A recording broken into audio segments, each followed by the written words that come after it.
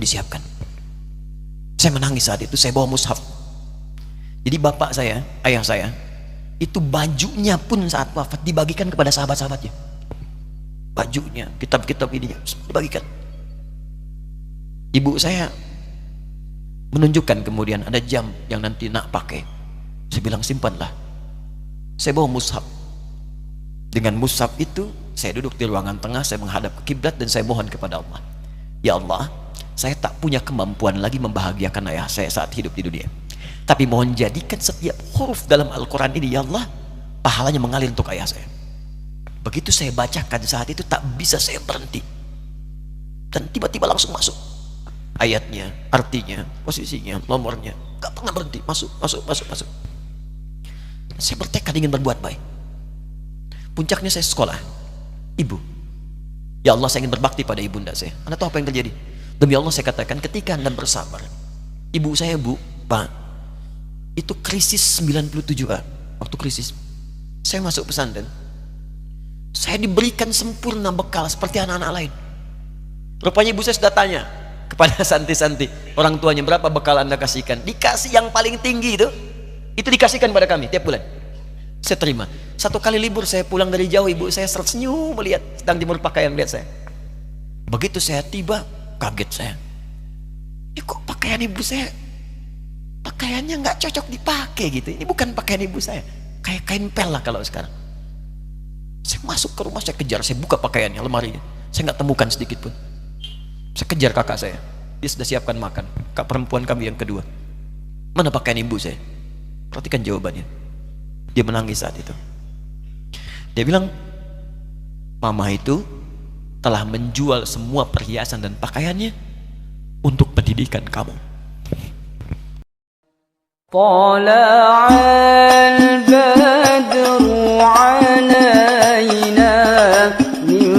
Katakan pada ibu saya, bahkan Allah akan turunkan saat di dunia.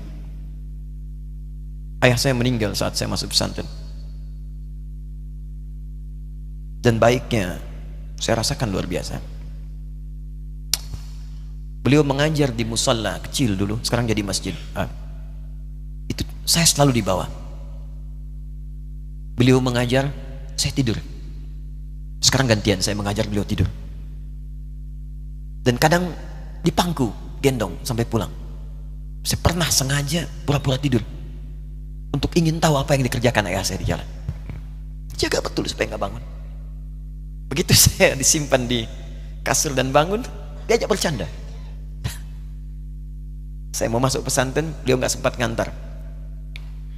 Saya bertemu, beliau menangis, peluk saya, minta maaf, nggak bisa ngantar ke pesantren. Saya belum mengerti apapun saat itu. Saya bertekad, insya Allah saya belajar dengan sungguh-sungguh. Sepekan, 2 pekan saya dapat panggilan pulang. Saya tanya pada kakak saya yang ikut, sekarang ada di sini, di mana ayah? Beliau nggak jawab. Sampai di Bandung, paman saya, beliau sekarang Sekom MUI Jawa Barat, langsung menyampaikan, nampaknya nggak akan terkejar sampai sana, mungkin sudah dimakamkan. Saya ngerti, paham saat itu bahwa beliau telah wafat. Maka saya pulang. Maghrib saya sampai, saya dapati ibu di ruangan tengah. Saya datangi, saya menahan tangis, tidak menangis sedikit pun untuk membahagiakan ibu saya. Saya datang, saya peluk, saya temani tidurnya. Itu pertemuan saya dengan ayah saya terakhir di mimpi. Saya bermimpi melihat sudah pakai kemeja, tersenyum, mendadahi saya. Sudah. Besoknya saya cari ke kamar, ternyata Allahu Akbar, apa yang selama ini saya pelajari di pesantren, kitabnya sudah ada di kamar semua, sudah disiapkan. Saya menangis saat itu, saya bawa mushaf. Jadi bapak saya, ayah saya, itu bajunya pun saat wafat dibagikan kepada sahabat-sahabatnya. Bajunya, kitab-kitab ini dibagikan. Ibu saya menunjukkan kemudian ada jam yang nanti nak pakai. Saya bilang simpanlah. Saya bawa mushaf. Dengan mushaf itu saya duduk di ruangan tengah, saya menghadap ke kiblat dan saya mohon kepada Allah. Ya Allah, saya tak punya kemampuan lagi membahagiakan ayah saya saat hidup di dunia. Tapi mohon jadikan setiap huruf dalam Al-Quran ini, ya Allah, pahalanya mengalir untuk ayah saya. Begitu saya bacakan saat itu tak bisa saya berhenti. Dan tiba-tiba langsung masuk ayatnya, artinya, posisinya, nomornya. Gak pernah berhenti, masuk. Saya bertekad ingin berbuat baik. Puncaknya saya sekolah. Ibu, ya Allah, saya ingin berbakti pada ibunda saya. Anda tahu apa yang terjadi? Demi Allah saya katakan, ketika Anda bersabar, ibu saya, Bu, Pak, itu krisis 97A. Waktu krisis, saya masuk pesantren, saya diberikan sempurna bekal seperti anak-anak lain. Rupanya ibu saya sudah tanya kepada santi-santi, orang tuanya, berapa bekal Anda kasihkan? Dikasih yang paling tinggi itu dikasihkan pada kami tiap bulan. Saya terima. Satu kali libur saya pulang dari jauh, ibu saya tersenyum melihat, sedang jemur pakaian melihat saya. Begitu saya tiba, kaget saya. Kok pakaian ibu saya, pakaiannya nggak cocok dipakai gitu. Ini bukan pakaian ibu saya, kayak kain pel lah kalau sekarang. Saya masuk ke rumah, saya kejar, saya buka pakaiannya, lemarinya, saya nggak temukan sedikit pun. Saya kejar kakak saya, dia sudah siapkan makan. Kak perempuan kami yang kedua, mana pakaian ibu saya? Perhatikan jawabannya. Dia menangis saat itu. Dia bilang, mama itu telah menjual semua perhiasan dan pakaiannya untuk pendidikan kamu. Jual. Untuk kita katanya. Jual. Dan bertahan dengan 150.000 per bulan saat krisis. Jadi rupanya ibu saya itu makan nasi sehari cuma sekali. Beliau mengajar. Di berangkat sekolah itu cuma makan pisang, minum kopi, makan nasinya malam. Saya bilang, ya Allah, saya akan ganti baju ibu saya dengan kain ihram dan saya gandeng tangannya di Masjidil Haram. Itu apa yang terjadi?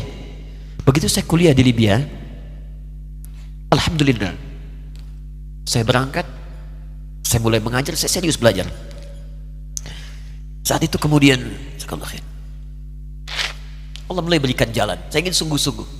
Malam saya bangun, saya sholat, saya belajar, saya menghafal Quran, saya belajar riwayat Quran. Sampai puncaknya tiba. Saya ditugaskan pemerintah Indonesia saat itu untuk jadi petugas haji di Mekah. Saya telepon ibu saya. Saya bilang, Ma, saya insya Allah akan haji 2010. Saya telepon Februari saat itu. Saya dengar suara, terbayang wajahnya indah, senyuman, bahagia. Alhamdulillah, nak. Kapan berangkat? Tahun ini insya Allah. Saya bilang, dan saya tidak akan pernah berangkat kecuali mama pun akan berangkat. Terdengar nada pesimis tapi senyum. Dari mana katanya? Allah akan kasih, saya bilang. Saya sedang bekerja, berusaha karena Allah. Mustahil Allah akan sia-siakan kita. Berapa butuhnya? Porsinya 25 juta. Kapan harus ada? Bulan Juni. Ya, jadi dari Februari ke Juni itu. Ya, Juli bukan Juni, Juli. Ya, jadi saya masih ingat bulan 7, 5 bulan itu. Saya, ibu, Pak, nabung saya. Saya beli tabungan, saya niatkan untuk ibu saya haji. Bulan Juli masih setor 25 juta. Jadi semua tabungan masukin situ. Ada yang ngajar ngasih, masukin situ. Masukin semua. Tepat sepekan sebelum itu kemudian didaftarkan, saya buka tabungan. Allahu Akbar, karunia Allah luar biasa. Tadi butuh berapa? 25 juta. Begitu dibuka, Masya Allah, 1 juta. Karena beasiswa nggak banyak, 1 juta. Tapi 3 hari sebelum daftar, entah dari mana ibu-ibu pengajian di KBRI datang, Ustadz, ibu katanya mau haji juga ya, Ustadz mau haji ya, ibu ikut ya, sudah nggak usah dipikirin, nanti kami yang pikirkan semuanya. Tiba-tiba dikirim, bayar porsinya di sana, dapat koper paling besar. Bayangkan, tadinya kopernya belum datang, telepon lagi, nak koper belum datang katanya.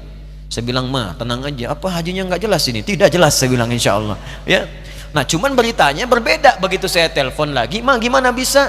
Nah, telah keluar pengumumannya. Kapan, Ma? 2013.